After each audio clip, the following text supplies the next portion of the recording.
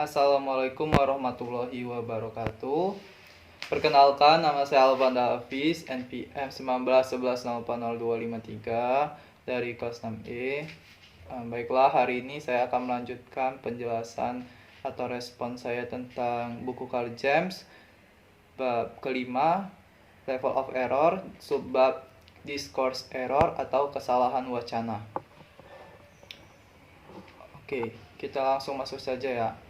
Kesalahan wacana ini ada 3 kategori. Yang pertama koherensi, yang kedua itu ada kesalahan pragmatik, dan yang terakhir itu ada kesalahan reseptif.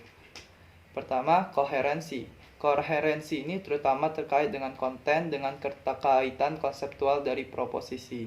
Ada 3 macam koherensi. Yang pertama itu ada koherensi topikal.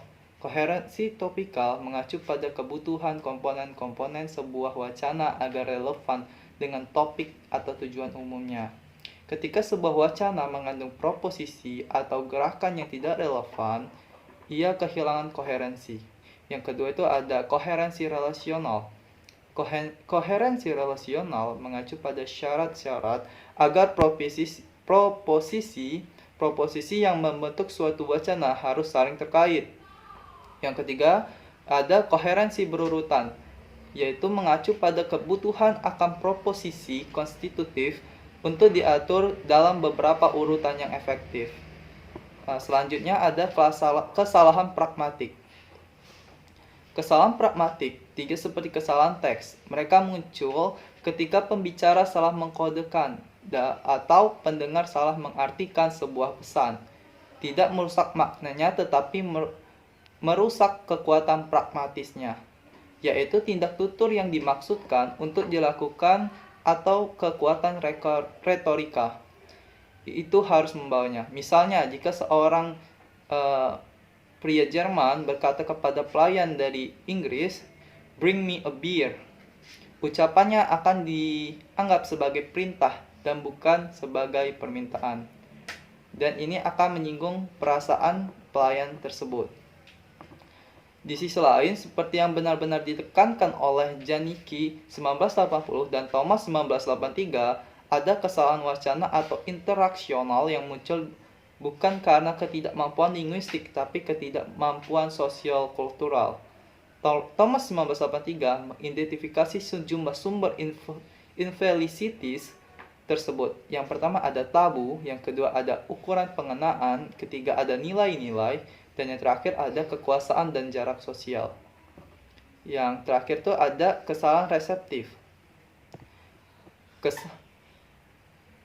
Sangat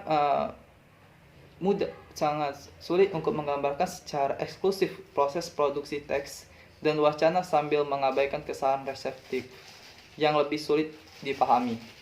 Godaan lebih besar pada tingkat teks dan wacana daripada substansi, di mana kegagalan terlihat dan mengarah pada gangguan komunikasi secara langsung. Yang pertama kita sebut misunderstanding atau kesalahpahaman. Yang terakhir adalah misprocessing, yang mencerminkan perbedaan teks wacana yang ditarik oleh Widowson 1955. Formulasi alternatif dari perbedaan yang sama adalah dengan mengatakan bahwa misunderstanding atau kesalahpahaman melibatkan pengambilan referensi yang tidak dimaksudkan atau gagal untuk mengambil yang dimaksudkan dari sebuah teks.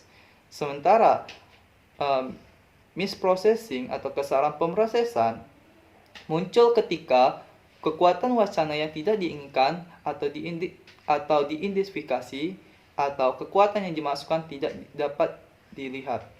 Dengan kesalahan pemrosesan atau penerimaan ini, siswa salah mendengar kata, meskipun pendengaran normal dalam pengujian nada murni seperti yang diilustrasikan oleh contoh kontekstual di bawah ini. Kesalahan satu fonem saja dapat merubah makna yang sangat besar dalam kasus siswa mendengar atau setidaknya dalam memilih kata yang lebih familiar. Seperti contohnya, guru meminta siswa untuk menggunakan kata lunch dalam sebuah kalimat. Maka student yang hanya mendengarkan dan tidak familiar dengan kata lunch membuat contoh seperti ini.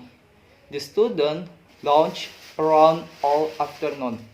Nah, siswa ini mungkin menggunakan kata lunch dan lunch secara bergantian tanpa mendeteksi perbedaan bunyi vokal tunggalnya.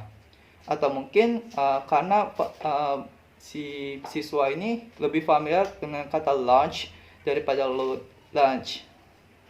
Lunch dan lunch gitu. Baiklah, terakhir adalah opini dan respon saya terhadap buku Carl James ini.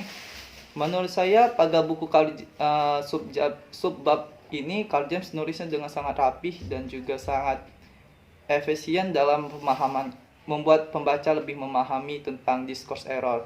Karena seperti yang kita lihat, Carl James membuatnya dengan sangat urut. Yang pertama dia menulis tentang koherensi, yang kedua dia menulis tentang kesalahan pragmatik, yang terakhir ada kesalahan reseptif. Itu sangat memudahkan pembaca karena mudah memahami apa yang pertama kesalahan wacana ini dilakukan di bagian mana saja gitu. Dan juga setiap tulisannya diberikan sebuah contoh seperti biasa yang sangat memudahkan pembaca untuk lebih memahaminya lagi tentang discourse error tersebut. Tapi yang sangat disayangkan masih seperti sebelumnya, Carl James ini penggunaan kata-katanya sangat